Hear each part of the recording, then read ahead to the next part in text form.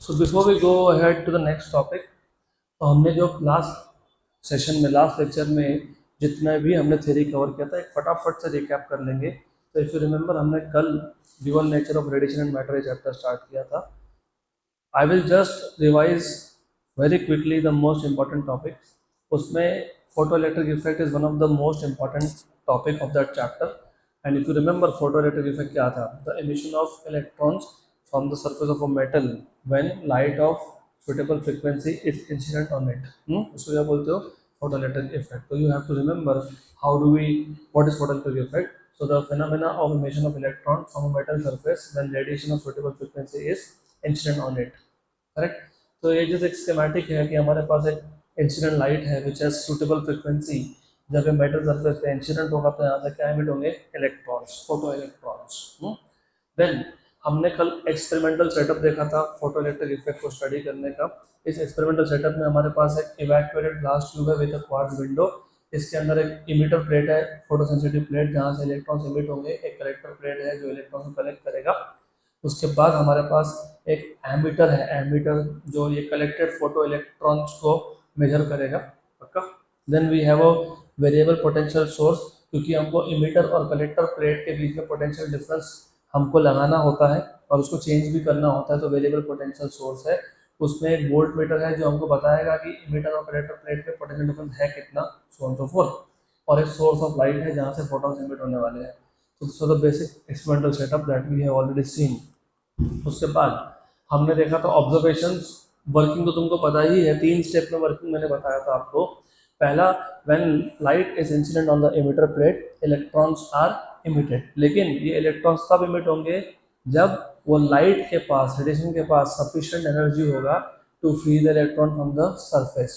और ये जो इमिटेड इलेक्ट्रॉन्स है ये कौन कलेक्ट करता है?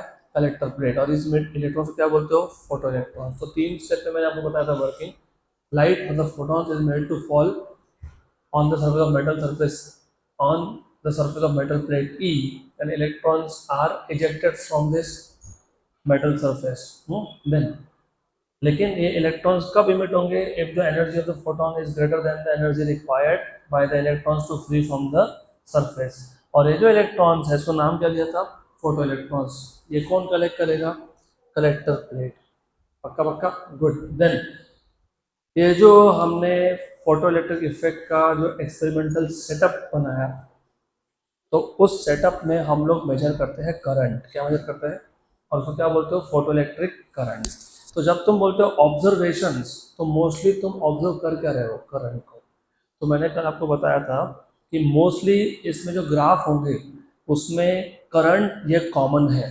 तो हम जितने भी ग्राफ प्लॉट करेंगे ऑलमोस्ट हर एक ग्राफ में एक एक्सिस पे करंट ही प्लॉट करोगे। और हमने वाई एक्सिस किसको दे दिया? करंट को। अब हम लोग वाई एक्सिस पे करंट प्लॉट करने वाले हैं और करंट तो मेजर करने वाले हो माइक्रो एमीटर में से, राइट? तो करंट मेजर करने के लिए तुमको पहले कोई तो पैरामीटर को वेरी करना पड़ेगा। तो 3 वेरिएबल थे। पहला वेरिएबल था फ्रीक्वेंसी, दूसरा था इंटेंसिटी और तीसरा था कलेक्टर प्लेट पोटेंशियल। मैं जानबूझ के potential difference between emitter and collector plate नहीं बोल रहा हूँ, क्योंकि हम लोग इमिटर प्लेट के पोटेंशियल को चेंज करते ही नहीं है, उसको जीरो पर रखते हैं। हम लोग कलेक्टर प्लेट के पोटेंशियल को चेंज करते हैं। तो जब तुम फ्रीक्वेंसी चेंज करोगे, क्योंकि 3 वेरिएबल है, तो जब तुम फ्रीक्वेंसी को वेरी करोगे तो बाकी 2 को कांस्टेंट कर दोगे। तो if you change the frequency, you change the frequency and you measure the current. And जब फ्रीक्वेंसी चेंज कर रहे हो तो इंटेंसिटी और collector plate potential are constant. फिर तुम इंटेंसिटी चेंज करोगे तो frequency and collector plate potential are constant. फिर तुम कलेक्टर प्लेट पोटेंशियल चेंज करते हो तब frequency and intensity are constant. तो पहला हमने देखा था effect of frequency on photoelectric current. तो पहले केस में हम लोगों ने फ्रीक्वेंसी को चेंज किया और हमने करंट मेजर किया, और हमको ये समझ में आया कि हम जब फ्रीक्वेंसी बढ़ा रहे थे up to a certain frequency current zero था। क्यों? क्योंकि मैंने आपको एग्जाम्पल में बताया था कि चलो मान लेते हैं कि इलेक्ट्रॉन को अगर मेटल की सरफेस से फ्री होना है तो इमेजिन उसको 10 eV की एनर्जी चाहिए, और अगर फोटोन के बाद एनर्जी 8 eV का है, तो वो फोटोन आएगा, लेकिन वो इलेक्ट्रॉन को फ्री करवा पाएगा? नहीं करवा पाएगा। फिर तुम एनर्जी बढ़ाओगे, और एनर्जी कैसे बढ़ाते हो? By increasing the frequency. ये किसने बोला? प्लैंक ने बोला। प्लैंक ने क्या बोला? कि at higher frequency energy is also higher. तो मैं अब फ्रिक्वेंसी बढ़ा रहा हूँ क्योंकि मुझे एनर्जी बढ़ाना है फोटोन का। फिर 8 EV से 9 EV हो गया, अभी भी इलेक्ट्रॉन फ्री हुआ क्या? नहीं हुआ, क्योंकि इलेक्ट्रॉन को फ्री होने के लिए कितना चाहिए? 10 EV, राइट। तो ऐसा मैं फ्रिक्वेंसी बढ़ाते गया, मतलब फोटोन का एनर्जी बढ़ते गया, और at a particular frequency photon के पास इतना एनर्जी है कि वो इलेक्ट्रॉन को क्या कर दे? फ्री। बराबर। तो पहली बार तुमको मिला फ्री इलेक्ट्रॉन, कहाँ से? मेटल के सरफेस से, फोटो इलेक्ट्रॉन। वो कहाँ गया? Collector plate. वहाँ से कहाँ गया? सर्किट में। सर्किट में क्या आया? करंट। तो minimum value of frequency for which the electrons are just emitted, इसको क्या बोला था हमने? Threshold frequency. तो ये था वो ग्राफ। तो नो जीरो, जिसको तुम थ्रेशोल्ड फ्रीक्वेंसी बोलते हो, तब तक आपको करंट मिलता नहीं है, क्योंकि तब तक फोटोन के पास सफिशिएंट एनर्जी है ही नहीं इलेक्ट्रॉन को फ्री करने के लिए। और जब तुम फ्रीक्वेंसी वेरी कर रहे हो तो तुम इंटेंसिटी और कलेक्टर प्लेट पोटेंशियल को क्या करते हो? कांस्टेंट। ये पहला ग्राफ था। इसके बाद हमने देखे थे दो ग्राफ और। सेकंड वेरिएशन अगर तुमको याद होगा, हमने सेकंड वेरिएशन क्या देखा था? याद है क्या? Effect of intensity on photo electric current. तो जब तुम इफेक्ट ऑफ इंटेंसिटी देखते हो, और रिमेंबर यहाँ पे इंटेंसिटी का मतलब होता है increase in the number of photons, not increase in the energy of photon. हमने क्या किया? हमने कलेक्टर प्लेट पोटेंशियल को एक फिक्स्ड पॉजिटिव वैल्यू पर रख दिया। हमने वो जो सोर्स है जिसमें से फोटॉन्स आ रहे हैं उसकी फ्रीक्वेंसी भी क्या कर दी? फिक्स। क्या कर दी? फिक्स। पक्का? Sure sure 100%। और वो फ्रीक्वेंसी होना चाहिए greater than threshold, greater than threshold. Sure sure 100%। तो two things are fixed, frequency is fixed but at higher than threshold frequency, and collector plate potential is fixed. Now you are increasing intensity. It is seen that जैसे जैसे मैं intensity बढ़ा रहा हूँ वैसे वैसे current भी बढ़ रहा है, लीनियरली बढ़ रहा है। तो ये ग्राफ क्या था? Straight line. और होना भी चाहिए था ये, और क्योंकि हम रिवाइज कर रहे हैं तो मैं डिटेल में नहीं जा सकता। तो तीसरा था effect of potential difference on photo electric effect. Potential difference मतलब कलेक्टर प्लेट पोटेंशियल। ये बहुत इंपॉर्टेंट है। ये ग्राफ भी तुमको मैंने कल डिटेल में समझाया था, क्योंकि इसके आगे का पार्ट अभी बाकी है। तो you have to first again revise all this. तो अब जस्ट अ मिनट। तो अभी ऐसा है, द थिंग इज कि तुमको अब ये ग्राफ वापस समझाना पड़ेगा मुझे, क्योंकि अब आगे का इसके साथ कनेक्टेड है। द थिंग इज हम यहाँ पे वाई एक्सिस पे यहाँ पे भी क्या प्लॉट करने वाले थे? करंट। कौन सा current? Photo current. Photo electric current को हम लोग फोटो करंट भी बोलते हैं। और यहाँ पे क्या प्लॉट कर रहे हो? Collector plate potential. क्या प्लॉट कर रहे हो? Collector plate potential. पक्का पक्का। और मैंने बताया था कि मुझे 2 बार इसकी जरूरत है, तो मैं 2 बार इसको ड्रॉ करने वाला हूँ। थोड़ा सा इसको वापस लॉजिकली समझ लो, क्योंकि आज का टॉपिक इससे कनेक्टेड है, तो ये पता होगा तो वो पता समझेगा। फोटो इलेक्ट्रिक इफेक्ट के एक्सपेरिमेंटल सेटअप में हमारे पास एक इमिटर प्लेट है जहाँ से इलेक्ट्रॉन्स इमिट होने वाले हैं, और एक कलेक्टर प्लेट है जो इलेक्ट्रॉन्स को कलेक्ट करने वाला है। ऐसा है। This is how it is. पक्का पक्का? गुड। अब remember what you are varying. तुम क्या चेंज कर रहे हो? कलेक्टर प्लेट का पोटेंशियल। और जब तुम कलेक्टर प्लेट पोटेंशियल वेरी करोगे तो तुम किसको किसको कांस्टेंट रखने वाले हो? इंटेंसिटी। हाँ, इंटेंसिटी इज कांस्टेंट। और क्या कांस्टेंट होगा? फ्रीक्वेंसी। लेकिन रिमेंबर फ्रीक्वेंसी तो कांस्टेंट तुमने रख दिया, और रिमेंबर ये जो फ्रीक्वेंसी है ना, ये थ्रेशोल्ड फ्रीक्वेंसी से ज़्यादा होना चाहिए, क्योंकि अगर ये थ्रेशोल्ड फ्रीक्वेंसी से कम हुआ तो इलेक्ट्रॉन्स इमिट होने ही नहीं वाले। पक्का? श्योर। अब ये इमिटर प्लेट को हम हमेशा कितने पोटेंशियल पे रखते हैं? 0 वोल्ट। और ये कौन है? Collector plate. पक्का पक्का? गुड। अब देखो ऐसा है कि शुरू में कलेक्टर प्लेट को भी हमने कितना पोटेंशियल दिया? 0। यहाँ पे था सोर्स, इस सोर्स में से क्या आ रहा है, लाइट, राइट, और इधर इंसिडेंट हुआ, बट क्योंकि फोटोन के पास सफिशिएंट एनर्जी था तो इलेक्ट्रॉन्स इमिट हुए। और रिमेंबर हमने यहाँ पे इंटेंसिटी को कांस्टेंट करके रखा है। इंटेंसिटी कांस्टेंट होने का मतलब क्या होता है? What is the meaning of intensity being constant? जल्दी बताओ, what is the meaning of intensity constant? Number of photons hitting the emitter plate per second is constant, मतलब हर एक सेकेंड में फिक्स नंबर ऑफ इलेक्ट्रॉन्स यहाँ पे generate होने वाले हैं। फिर मैंने आपको ये बताया था कि आइडियली स्पीकिंग ये भी 0 वोल्ट पे, वो भी 0 वोल्ट पे, तो आइडियली स्पीकिंग पोटेंशियल डिफरेंस नहीं है, मतलब जो ये इलेक्ट्रॉन्स है, फोटो इलेक्ट्रॉन्स है, वो कलेक्टर प्लेट तक जाने ही नहीं चाहिए, ये एक आइडियल केस है। इसका मतलब जो कलेक्टर प्लेट का पोटेंशियल 0 वोल्ट है तो आपको करंट भी 0 मिलना चाहिए था, मतलब आपको 0 मिलना चाहिए था, लेकिन ऐसा होता नहीं है, क्योंकि 0 वोल्ट पे भी आपको कुछ करंट मिलता है। कलेक्टर प्लेट का पोटेंशियल भले ही 0 हो तो भी आपको कुछ करंट मिलता है। उसका रीजन मैंने बताया था कि यहाँ पे हर सेकेंड में लाइट आते ही जा रहा है, तो इलेक्ट्रॉन भी इमिट होते ही जा रहे हैं, और यहाँ पे इलेक्ट्रॉन का क्राउडिंग चालू हो गया, जिसको तुम बोलते हो इलेक्ट्रॉन क्लाउड। और क्योंकि ये जो इलेक्ट्रॉन्स है इनके पास काइनेटिक एनर्जी है, काइनेटिक एनर्जी है तो इनके पास वेलोसिटी है, और वेलोसिटी होने के साथ साथ यहाँ पे ये इलेक्ट्रॉन्स एक दूसरे को रिपेल भी कर रहे हैं।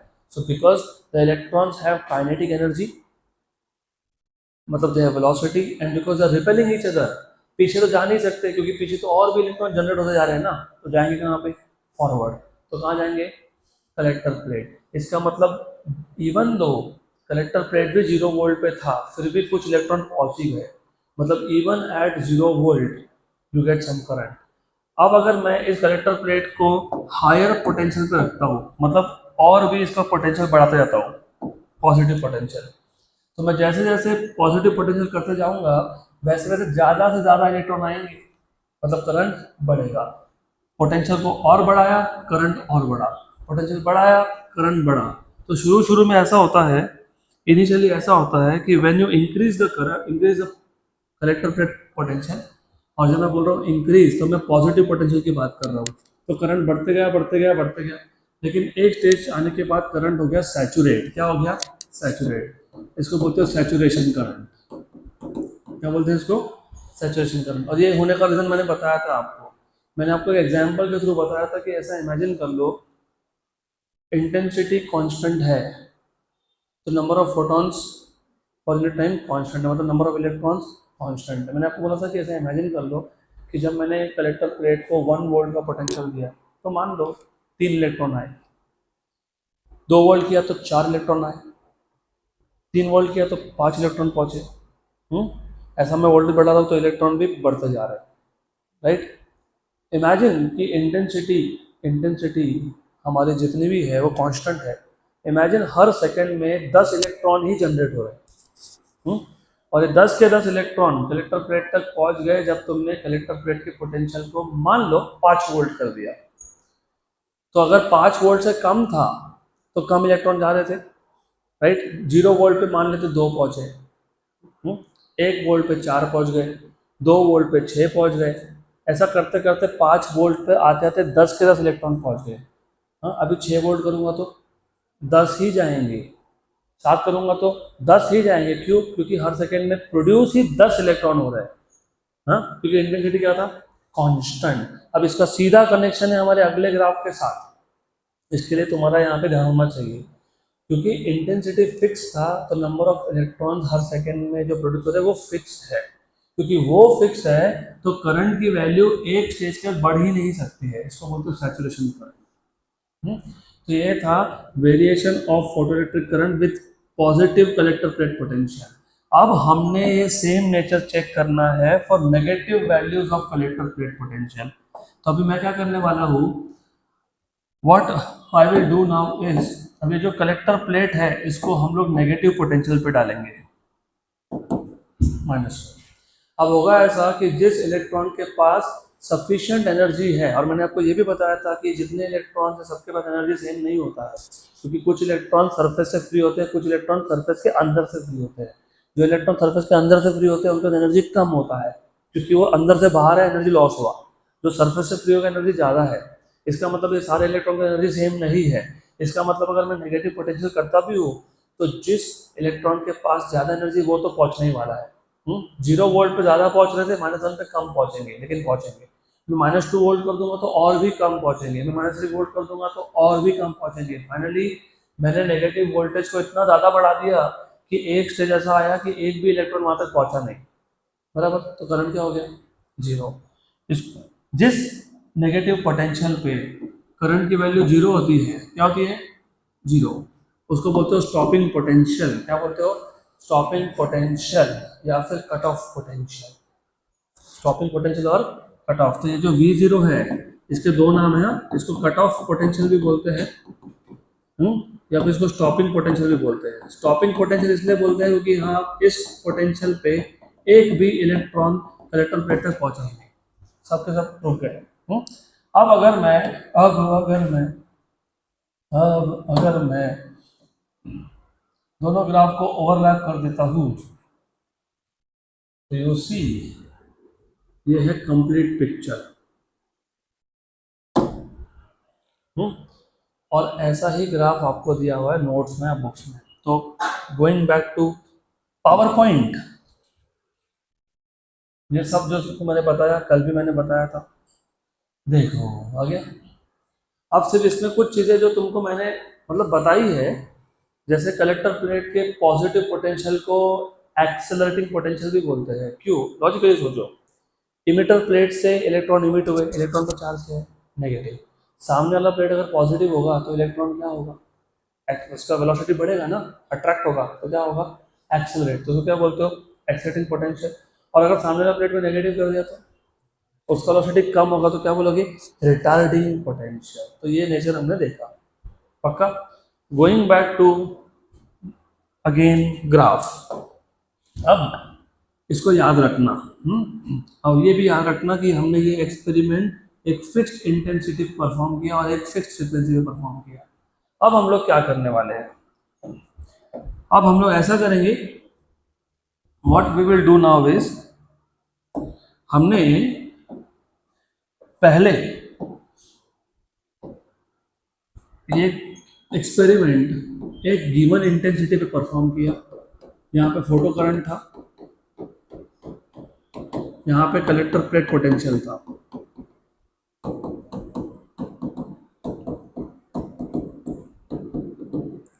और हमको ये समझ में आया कि जो ग्राफ है वो कुछ ऐसा बनता है, हाँ कि ना?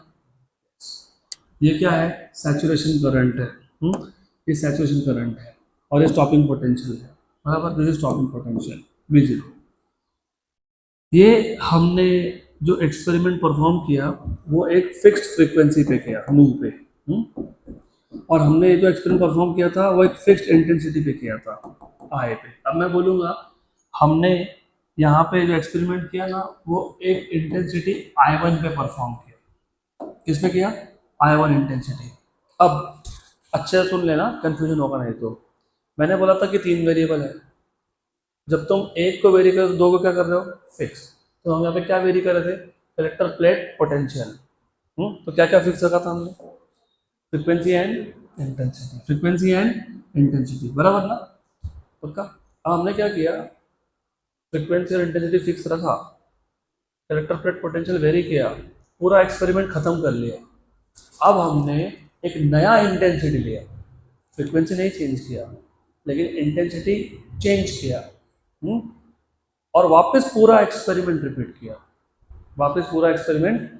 किया।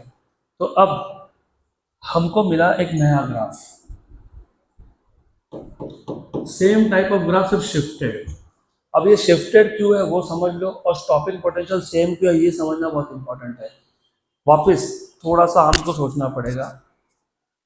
देखो मैंने आपको बोला कि अगर इलेक्ट्रॉन को फ्री होने के लिए 10 eV की एनर्जी चाहिए, इलेक्ट्रॉन के पास अगर 8 eV है तो फ्री होगा नहीं, मतलब करंट मिलेगा नहीं।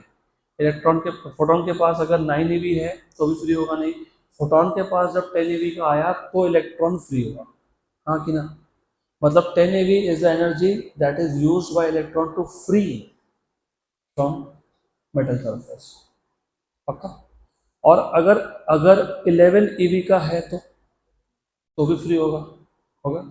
लेकिन जो बचा हुआ 1 ईवी है, क्योंकि 11 ईवी एनर्जी था फोटोन के पास, इलेक्ट्रॉन ने कितना यूज़ किया, 10, बचा हुआ एक कहाँ गया, काइनेटिक एनर्जी। वेरी गुड, पक्का, गुड। अब इमेजिन कि मैंने फोटोन की एनर्जी को 12 ईवी कर दिया, 12। अब मुझे बताओ कि इलेक्ट्रॉन के पास कितना एनर्जी है, 2 ईवी, क्योंकि 10 हुआ टू फ्री और 2 है काइनेटिक एनर्जी। इसका मतलब पहली बात तो ये जो फोटोन की तुम एनर्जी बढ़ा रहे हो, फोटोन की एनर्जी डिपेंड किस पे करती है, frequency. Very good, excellent, this is what I was expecting. बराबर, पक्का पक्का। तो मैं अगर फ्रीक्वेंसी बढ़ाते जाऊंगा तो इलेक्ट्रॉन का काइनेटिक एनर्जी बढ़ेगा, और अगर इलेक्ट्रॉन का काइनेटिक एनर्जी बढ़ेगा तो स्टॉपिंग पोटेंशियल भी बढ़ेगा, क्योंकि मैंने अभी बोला स्टॉपिंग पोटेंशियल, इलेक्ट्रॉन के जितना इलेक्ट्रॉन के पास ज़्यादा एनर्जी होगा उतना ही यहाँ पे पोटेंशियल नेगेटिव वाला ज़्यादा लगाना पड़ेगा। क्योंकि मैंने -1 वोल्ट किया, इलेक्ट्रॉन फिर भी पहुंच रहे हैं, थोड़े बहुत तो पहुंचेंगे। -2 किया, फिर भी पहुंच रहे हैं। -3 किया, अब फाइनली ऐसा हुआ कि इलेक्ट्रॉन नहीं आ पाया। बराबर, क्योंकि इलेक्ट्रॉन के पास सफिशिएंट काइनेटिक एनर्जी है क्या, नहीं है। बट रिमेंबर, अगर मैंने फ्रिक्वेंसी बढ़ा दिया तो फोटोन का, तो फोटोन का एनर्जी बढ़ गया, इलेक्ट्रॉन का एनर्जी बढ़ गया, तो स्टॉपिंग पोटेंशियल भी बढ़ाना पड़ेगा। मतलब स्टॉपिंग पोटेंशियल डिपेंड किस पे करता है, फ्रीक्वेंसी। अब वापस इस ग्राफ पे आओ। मैंने बोला कि हमने पहले एक्सपेरिमेंट किया with intensity I1 at a frequency of nu. फिर मैंने ये बोला कि मैंने अभी इंटेंसिटी बढ़ाया। What is the meaning of increasing the intensity, increasing the number of photons, बराबर। Did we change the energy of each photon? अरे, इंटेंसिटी बढ़ाने का मतलब नंबर ऑफ फोटॉन्स बढ़ाना होता है, लेकिन हर एक फोटोन का एनर्जी बढ़ा क्या, नहीं। तो स्टॉपिंग पोटेंशियल चेंज होगा क्या, नहीं। सिर्फ नंबर ऑफ फोटोन बढ़ गए, पहले अगर 10 थे तो अभी 15 हो गए, 15 थे तो 20 हो गए। लेकिन हर एक फोटोन का एनर्जी क्या है, सेम। और स्टॉपिंग पोटेंशियल कौन डिसाइड करता है, फ्रीक्वेंसी। हमने फ्रीक्वेंसी चेंज किया क्या, नहीं। तो स्टॉपिंग पोटेंशियल क्या होगा, सेम। लेकिन इंटेंसिटी बढ़ाया तुमने, यस। तो वो सेम एक्सपेरिमेंट मैंने हायर इंटेंसिटी पे किया, तो अब हायर इंटेंसिटी मतलब मोर फोटॉन्स, मोर फोटॉन्स मतलब मोर इलेक्ट्रॉन्स, मोर इलेक्ट्रॉन्स मतलब मोर करंट, लेकिन स्टॉपिंग पोटेंशियल इज सेम। तो देखो ग्राफ से ऊपर शिफ्ट हुआ है, स्टॉपिंग पोटेंशियल क्या है, सेम है। अब इमेजिन मैंने ये पूरा एक्सपेरिमेंट वापस एक बार रिपीट किया विथ हायर इंटेंसिटी। और जब मैं बोल रहा हूँ ना कि विथ हायर इंटेंसिटी, तो एक बार समझ लो कि तुमने पहले इंटेंसिटी I1 रखा, पक्का, फ्रीक्वेंसी भी तुमने कांस्टेंट रखा, तुमने पूरा एक्सपेरिमेंट कर लिया, अब दूसरा फ्रीक्वेंसी रखा। अब जब दूसरी बार एक्सपेरिमेंट कर रहे हो तो भी तो दूसरा इंटेंसिटी लिया, दूसरा इंटेंसिटी लिया, तभी भी पूरे एक्सपेरिमेंट के टाइम पे हमने इंटेंसिटी बीच में चेंज किया क्या, नहीं। तीसरी बार भी वैसा करेंगे, फ्रीक्वेंसी वही रखेंगे, नया इंटेंसिटी लेंगे, अब नया इंटेंसिटी फिक्स कर देंगे, फिर वापस से क्या करेंगे, पूरा एक्सपेरिमेंट रिपीट करेंगे, फिर क्या मिलेगा, yes. पक्का पक्का, श्योर। अब ये PYQ है, PYQ है ये। What do you see from here, which intensity is the largest, I3, उसके बाद I2, उसके बाद I1। तो अब अगर इंटेंसिटी चेंज कर रहे हो तो करंट बढ़ता है, और ग्राफ से समझ में आ रहा है कि I3 greater than I2 greater than I1, और ग्राफ से समझ में आ रहा है कि stopping potential in the first case is equal to stopping potential in the second case is equal to stopping potential in the third case. आगे, sure sure. तो हमने ये एक्सपेरिमेंट 3 बार किया, 3 अलग अलग इंटेंसिटी पे किया, तो तीनों बार अलग अलग इंटेंसिटी थी, लेकिन फ्रीक्वेंसी क्या थी, सेम, इसलिए स्टॉपिंग पोटेंशियल क्या था, सेम। अब थोड़ा ट्विस्ट करेंगे इसको, अब हम लोग सेम एक्सपेरिमेंट रिपीट करेंगे 3 बार, लेकिन तीनों बार इंटेंसिटी सेम रखेंगे, फ्रीक्वेंसी चेंज करेंगे। This is a very good topic. मैं इसलिए बोलता हूँ थ्योरी है लेकिन बहुत इंटरेस्टिंग है, वेरी इंटरेस्टिंग। और ऑफ कोर्स आपको फिजिक्स में इंटरेस्ट होगा तो interesting, theoretical physics very good, too good. यहाँ पे इंटेंसिटी तुमने 3 बार एक्सपेरिमेंट रिपीट किया और तीनों बार तुमने इंटेंसिटी क्या रखा है, कांस्टेंट। पहली बार जब तुमने एक्सपेरिमेंट किया तो पहली बार जो फ्रीक्वेंसी था वो नू1 था, ऐसा ग्राफ मिला। ये आपको मिला नू1 फ्रीक्वेंसी पे, और स्टॉपिंग पोटेंशियल की कुछ वैल्यू मिल गई V01। अब मैंने एक्सपेरिमेंट रिपीट किया with the same intensity but higher frequency. Higher frequency मतलब फोटोन का एनर्जी हायर, मतलब इलेक्ट्रॉन का काइनेटिक एनर्जी हायर, मतलब स्टॉपिंग पोटेंशियल हायर, लेकिन सैचुरेशन करंट सेम। क्यों? क्योंकि इंटेंसिटी क्या है? सेम। तो तुमको यहाँ से क्या समझ में आया? जैसे फ्रीक्वेंसी किसको कंट्रोल करता है? स्टॉपिंग पोटेंशियल को। इंटेंसिटी किसको कंट्रोल करता है? सैचुरेशन करंट को। तो सैचुरेशन करंट तो सेम आएगा, लेकिन स्टॉपिंग पोटेंशियल अलग होगा, हायर होगा, क्योंकि फ्रीक्वेंसी बढ़ा दी मैंने। तो पहले केस में फ्रीक्वेंसी कितनी थी? नू1। अब दूसरे केस में कितनी है? नू2। Very good, very good, good good good good, पक्का। अब मैंने फ्रीक्वेंसी और बढ़ा दी, तीसरी बार एक्सपेरिमेंट कर रहा हूं मैं एट द सेम इंटेंसिटी, तो स्टॉपिंग पोटेंशियल की वैल्यू और भी हायर होगी। यहाँ तक क्लियर? Sure sure, good. ये भी ग्राफ आपको सब नोट्स में दिए हैं, तो देखो आप वही सब चीज़ें हैं, समझ में आए? ये ग्राफ देखा हमने? इस ग्राफ में हमने क्या किया? 3 बार एक्सपेरिमेंट किया सेम फ्रीक्वेंसी पे, लेकिन इंटेंसिटी चेंज कर करके। बराबर? तो if the frequency of the incident radiation if the frequency of the incident radiation is kept constant and the experiment is repeated by using incident beams of different intensities, it is found that in all the cases V0 remains the same as shown in figure. V0 is same. Thus, for a given frequency of incident radiation, the stopping potential and the maximum kinetic energy of the photoelectrons are independent of intensity. तो stopping potential और kinetic energy of electron intensity पे depend ही नहीं करता है। किस पे depend करता है? फ्रीक्वेंसी पे। किस पे डिपेंड करता है? और ये वर्ड याद रखते जाओ, अभी 10 मिनट में तुमको समझेगा कि क्यों मैं ऐसा बोल रहा हूँ, समझेगा? थोड़ा सा पेशेंस, यू विल अंडरस्टैंड कि why it is so important to draw conclusion from the graph. Graph से भी बहुत सारे कंक्लूजन हमको समझने हैं। तो मैं एक बार और पूछता हूँ, स्टॉपिंग पोटेंशियल और काइनेटिक एनर्जी ऑफ इलेक्ट्रॉन कौन डिसाइड करता है? फ्रीक्वेंसी। इंटेंसिटी पे डिपेंड करता है क्या? नहीं। पक्का पक्का, गुड। अब ये सेम एक्सपेरिमेंट मैंने अलग अलग फ्रीक्वेंसी पे रिपीट किया, अलग अलग फ्रीक्वेंसी पे रिपीट किया, इंटेंसिटी सेम रखा, तो सैचुरेशन करंट क्या आया? सेम। स्टॉपिंग पोटेंशियल क्या आया? अलग अलग आया। Good. The variation of photoelectric current with collector flat potential is studied by adjusting the same intensity of incident radiation at various frequencies as shown below. The different values of stopping potential but the same value of saturation current are obtained. Stopping potential अलग है, saturation current same है for incident radiation of different frequencies. इसका मतलब क्या होता है? The energy of emitted photoelectrons depend on the frequency of incident radiation. The stopping potential becomes more negative when the frequency of incident radiation is increased. तो जैसे जैसे frequency तुम बढ़ाओगे वैसे वैसे स्टॉपिंग पोटेंशियल भी बढ़ेगा।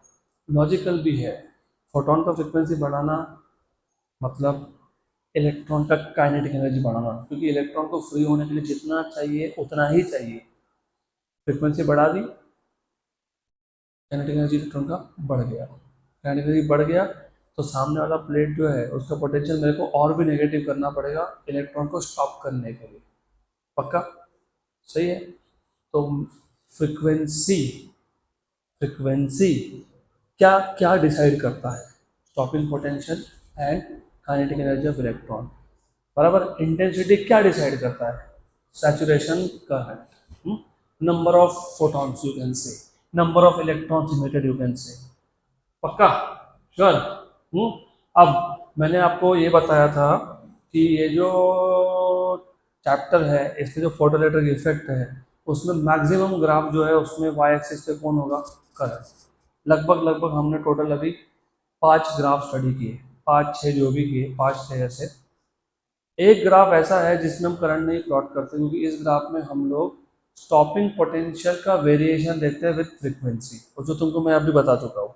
मैं वापस एक बार पूछता हूँ आपसे, अगर मैंने फ्रीक्वेंसी बढ़ाया तो स्टॉपिंग पोटेंशियल बढ़ेगा, अगर मैंने फ्रीक्वेंसी और बढ़ाया तो स्टॉपिंग पोटेंशियल और बढ़ेगा, अगर मैंने फ्रीक्वेंसी और बढ़ाया तो स्टॉपिंग पोटेंशियल और बढ़ेगा, बराबर। मतलब y is proportional to x, मतलब frequency proportional to stopping potential. तो ग्राफ पे क्या दिखेगा, ये लाइन क्या दिखेगा, स्ट्रेट लाइन, सिर्फ ओरिजिन से पास नहीं होगा वो।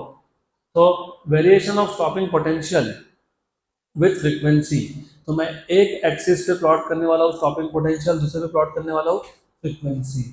तो stopping potential varies linearly with the frequency of incident radiation of a given photosensitive material। तो देखो अभी दो ग्राफ पे बताता हूँ, पहले मैं एक एक की बात कर लेता हूँ। मैंने कल आपको बताया था ये जो थ्रेशोल्ड फ्रीक्वेंसी होता है ये मटेरियल पे डिपेंड करता है।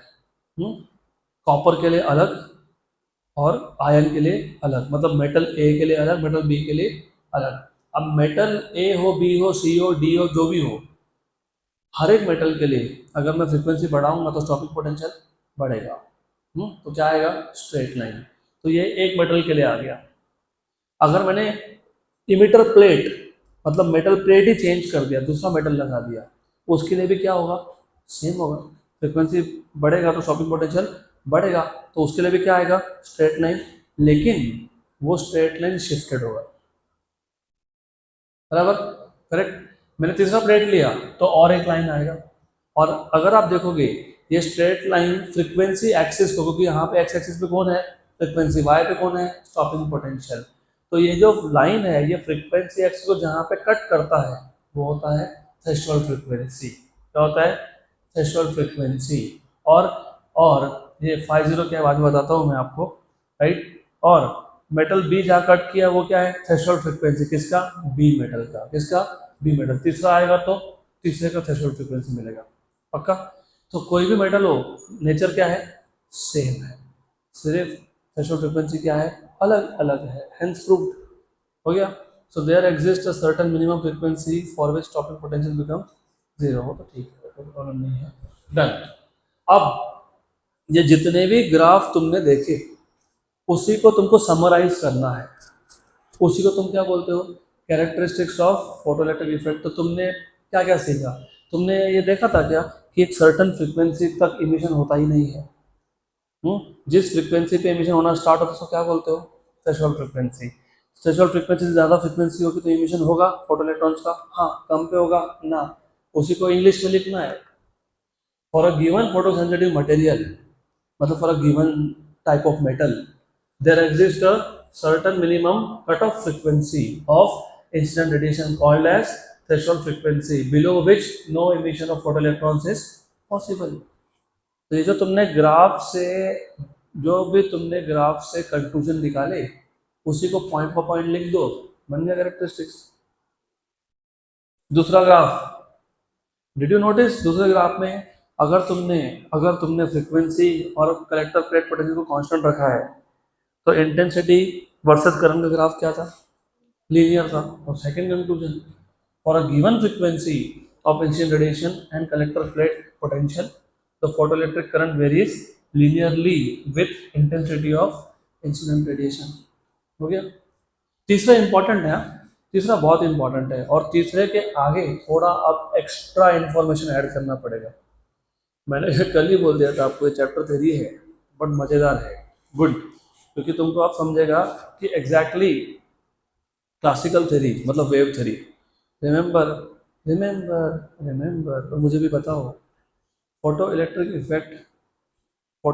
इफेक्ट में रेडिएशन एज अ वेव है कि एज अ पार्टिकल है, पार्टिकल। और याद है मैंने बोला था कि देयर आर सर्टन एक्सपेरिमेंट्स या ऑब्जर्व फेनामेना जिसको तुम रेडिएशन को अगर वेव मान रहे हो तो एक्सप्लेन कर ही नहीं सकते। So there are some observed phenomena in which those phenomena cannot be explained by treating radiation as wave. So you have to treat radiation as particle, right? तो इसके आगे वो स्टोरी चालू होगा कि ऐसा हुआ ही क्यों। Third point, the emission of photoelectrons is an instantaneous process मतलब क्या? मतलब ये फोटोन आया, कहाँ आया?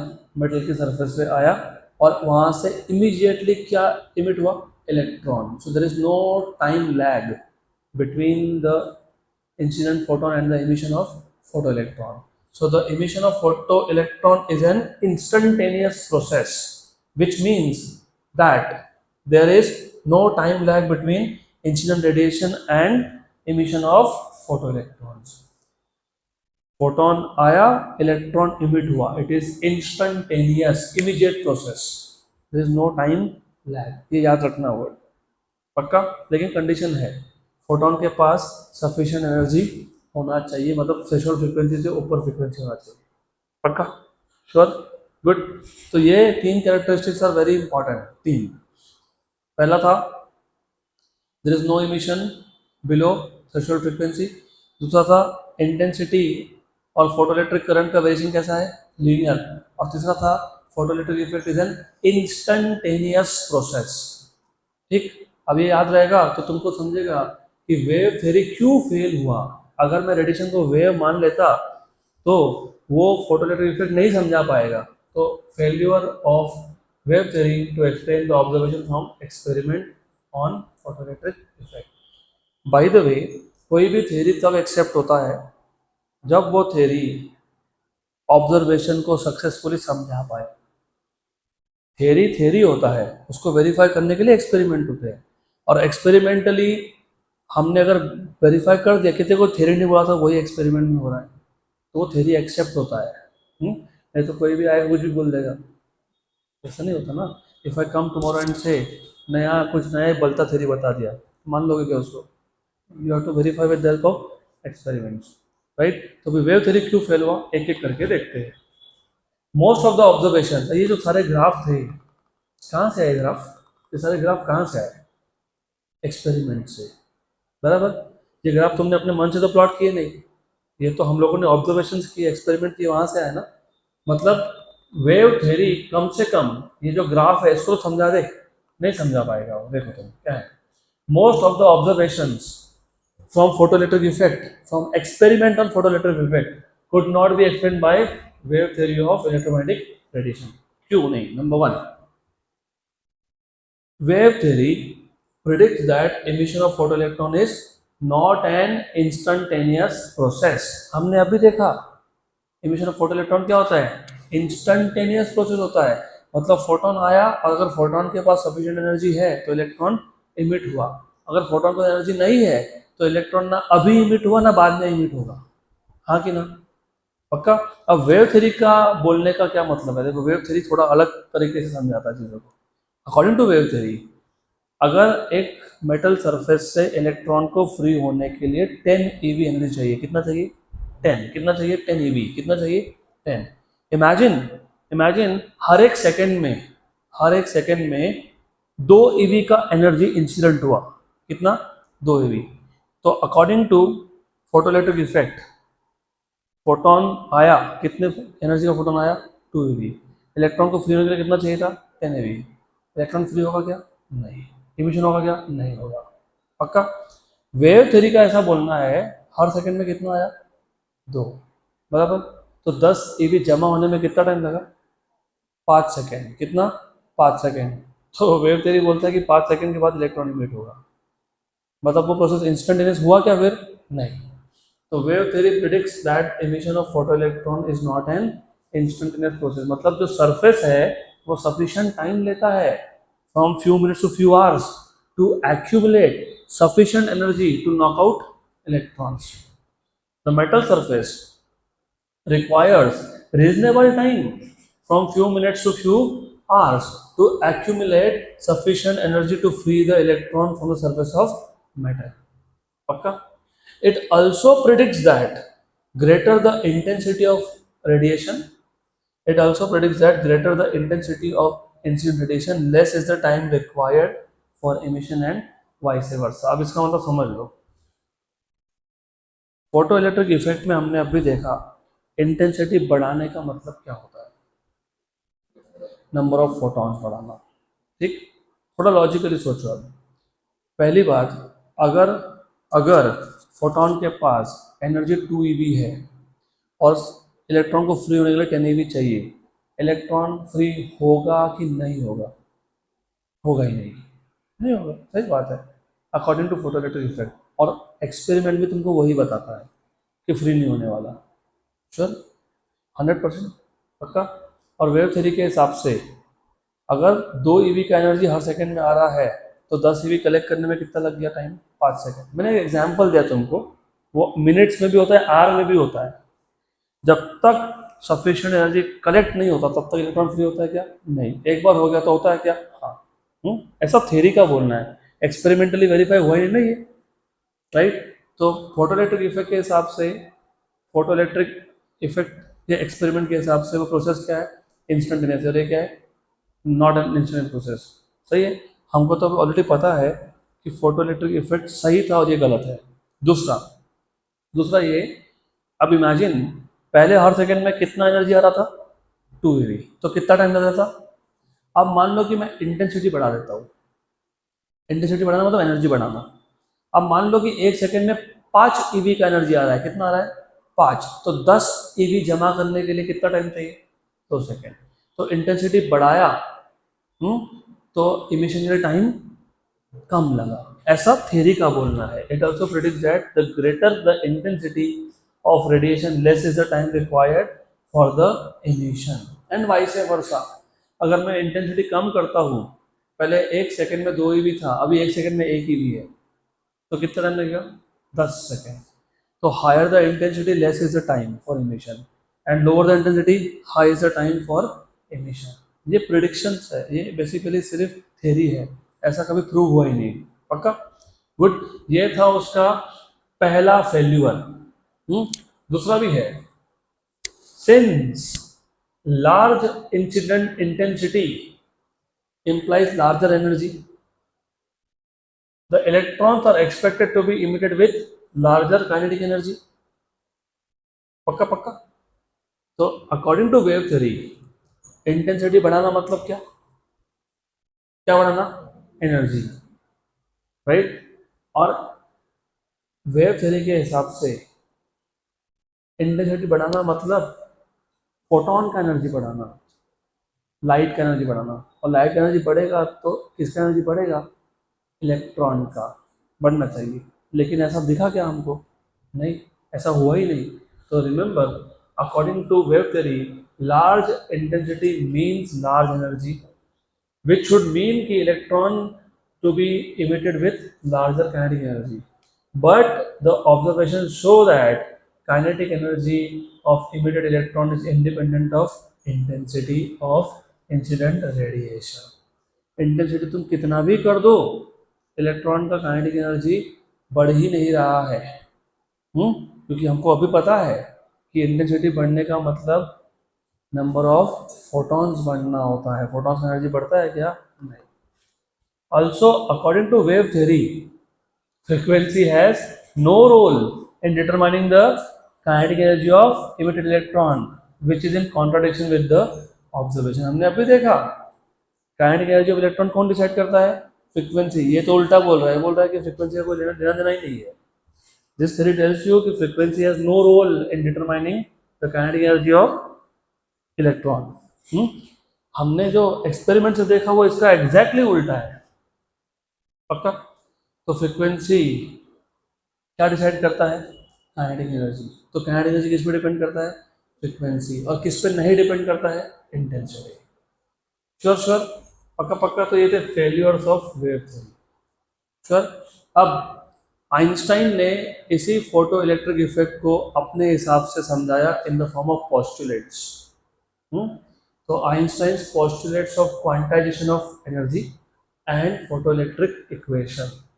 तो ये सारा कॉन्सेप्ट जो हमने अब तक सिर्फ ऑब्जर्वेशंस मतलब ग्राफ के फॉर्म में देखा है, ये आइंस्टाइन ने अपने एक मॉडल के थ्रू मतलब क्वांटाइजेशन ऑफ एनर्जी और एक इक्वेशन के थ्रू एक्सप्लेन किया। तो ये Einstein's postulate of quantization of energy and photo electric equation, ये फोटो इलेक्ट्रिक इफेक्ट को ही समझाता है बट थ्रू इक्वेशन। अब तक हम सिर्फ graph graph graph graph graph graph देख रहे थे। अभी उसी इफेक्ट को हम मैथमेटिकली समझेंगे इन द फॉर्म ऑफ इक्वेशन। तो पॉस्टुलेट दिए उसने, पहली बात तो पॉस्टुलेट मतलब क्या होता है पता है? Assumptions, right. पॉस्टुलेट का मतलब होता है असम्पशन। तो देयर आर टू असम्पशन। पहला, चलो पहला देखते थे पॉस्टुलेट क्या है। तो पॉस्टुलेट, उसके बाद क्या देखेंगे? इक्वेशन। तो पहले क्या देखेंगे? Postulate.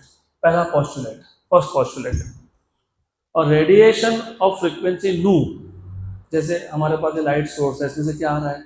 Radiation at a fix frequency, मान लो नो, कंसिस्ट ऑफ, तो किसी भी सोर्स से, किसी भी source at a given frequency, अगर मेरे पास एक सोर्स है जिसका फ्रीक्वेंसी क्या है? फिक्स है। क्या है? फिक्स है। Right. Consist of a stream of discrete quanta और फोटॉन्स। तो कोई भी रेडिएशन ऑफ फ्रीक्वेंसी नो, उसमें क्या होता है? उसमें बहुत सारे छोटे छोटे पैकेट्स ऑफ एनर्जी होते हैं।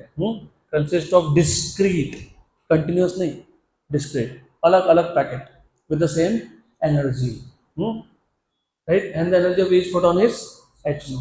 तो मेरे पास अगर एक सोर्स है जिसका फ्रीक्वेंसी नू है, उस सोर्स में से क्या आ रहा है? रेडिएशन। कौन सी फ्रीक्वेंसी पे आ रहा है? नू। तो उस सोर्स में से क्या निकल रहे हैं? छोटे छोटे पैकेट, फोटॉन्स, और हर एक फोटोन का एनर्जी कितना है? h nu. पक्का पक्का, श्योर। और ये photon they move with the speed of light through space.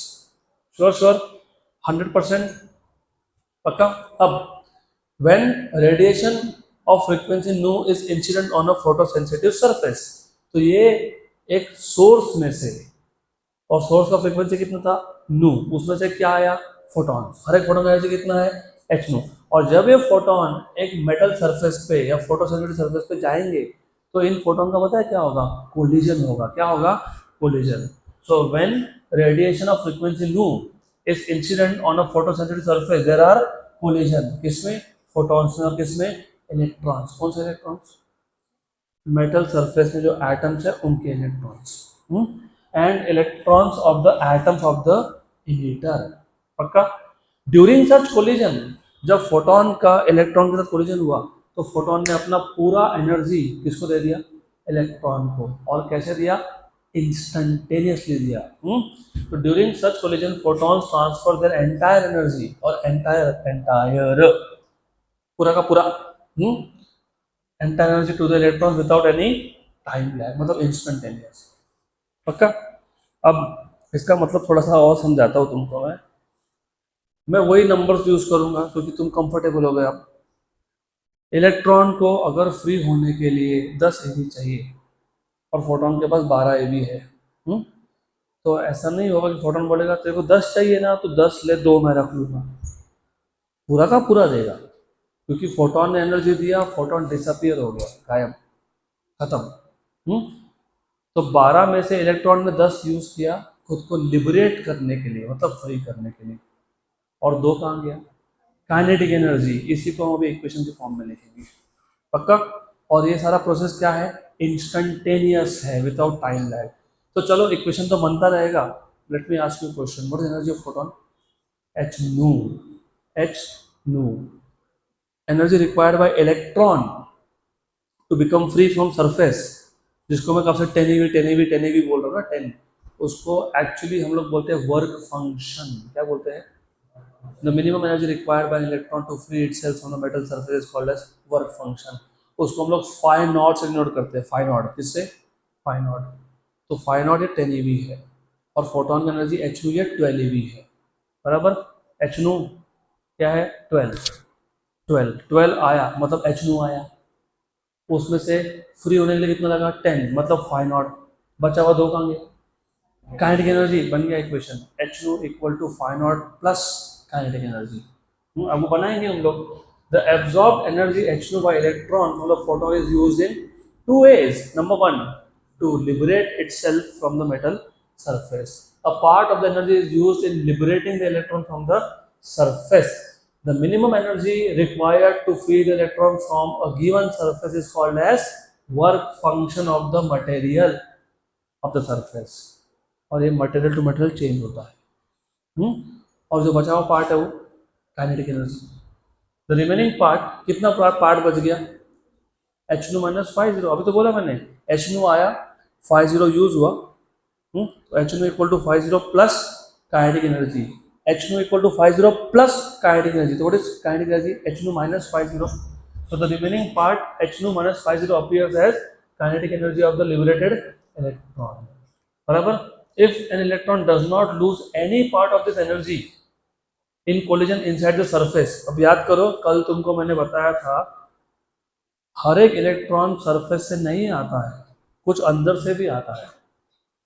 मान लो इलेक्ट्रॉन सरफेस से आया या अंदर से आया, अगर अंदर से भी आया और अगर अंदर से बाहर आने तक, मटेरियल के अंदर से सरफेस तक आने तक अगर उसने कोई भी एनर्जी लूज नहीं किया, तो यही जो है ना H2 minus 50 ये हो जाएगा मैक्सिमम काइनेटिक एनर्जी। क्या बन जाएगा? मैक्सिमम।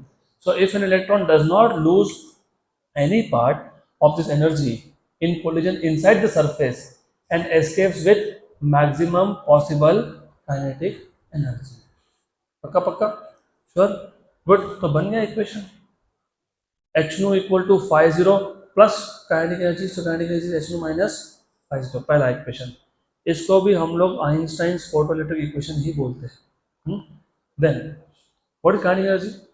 हाफ mv², तो what is maximum kinetic energy? Half mvmax square. तो half mvmax square equal to H2 minus 50, ये भी क्या है? क्या ये फोटोइलेक्ट्रिक इक्वेशन है, आइंस्टाइन्स फोटोइलेक्ट्रिक इक्वेशन। ये भी वही है, ये भी वही है, सिर्फ ये वेलोसिटी के टर्म में लिखा है। पक्का पक्का? गुड। अब तुमको थोड़ा सा इलेक्ट्रोस्टैटिक्स में लेके जाते हैं। इलेक्ट्रोस्टैटिक्स कहाँ कनेक्शन किसका किधर बैठ जाएगा फिजिक्स में, you can not see, it is all interconnected. कुछ नहीं, याद आ जाएगा आपको। सपोज मेरे पास एक चार्ज पार्टिकल है, रेस्ट पे है, आराम कर रहा है। मैंने वो चार्ज पार्टिकल इलेक्ट्रॉन है, मान लो इलेक्ट्रॉन, मैंने उस इलेक्ट्रॉन को दो प्लेट्स के बीच में रख दिया, एक था नेगेटिव प्लेट, एक था पॉजिटिव प्लेट। क्या होगा? इलेक्ट्रॉन रेस्ट पे था, मैंने दो प्लेट लिए, एक इलेक्ट्रॉन के पीछे रख दिया नेगेटिव प्लेट और एक आगे रख दिया पॉजिटिव प्लेट। क्या होगा? Electron will be accelerated towards the positive plate, मतलब इलेक्ट्रॉन पे वर्क होगा और वो वर्क डन काइनेटिक एनर्जी में कन्वर्ट हो जाएगा, क्योंकि इलेक्ट्रॉन अभी मोशन में आ जाएगा और energy possessed by object due to its motion is kinetic energy. तो work done equal to kinetic energy. लेकिन इलेक्ट्रोस्टैटिक में वर्क डन पता है क्या होता है? Charge into potential difference. Electrostatics work done is nothing but charge into potential difference. वही लिखा है मैंने वही लिखा है, work done charge into potential difference is equal to kinetic energy. क्योंकि अगर इलेक्ट्रॉन रेस्ट पे था, मैं सिर्फ तुमको इक्वेशन समझा रहा हूँ कहाँ से बना ये इक्वेशन। इलेक्ट्रॉन रेस्ट पे था, उसको मैंने पोटेंशियल डिफरेंस में रख दिया, तो इलेक्ट्रॉन मूव होने लगा, तो इलेक्ट्रॉन पे जो वर्क हुआ वो किस में कन्वर्ट हो गया? Kinetic energy. तो वर्क डन क्या होगा? Kinetic energy. लेकिन वर्क डन खुद क्या होता है? Q into V. यहाँ पे वी को क्या बोलते हो? V0, stopping potential. क्योंकि मैंने बोला मैक्सिमम काइनेटिक एनर्जी, और stopping potential was the potential to stop the electron with the maximum kinetic energy. बराबर? तो मैंने यहाँ पे क्या लिखा? V0। Q को क्या लिखा? E। तो Q इंटू V0 मतलब E इंटू V0 मतलब कौन है? Work done. और वर्क डन किस में कन्वर्ट होता है? Kinetic energy. लेकिन एनर्जी क्या है? Half mv²। तो going back to the previous page, half mvmax square या फिर ke max को मैं क्या लिख सकता हूँ? ev0। क्या लिखूंगा मैं इसको? ev0, right, where v0 is stopping potential. तो फॉर्मूला क्या बन जाएगा? ev0 equals to h2 minus 50। ये इक्वेशन नंबर 1, 2 और 3 तीनों के तीनों क्या है? Einstein's photoelectric equation. या ये फॉर्म लिख लो या ये दोनों फॉर्म लिख लो। पक्का पक्का? Sure sure? Good, 100% done. So आज के लिए इतना ही करेंगे हम लोग, टुमारो विल कंटिन्यू।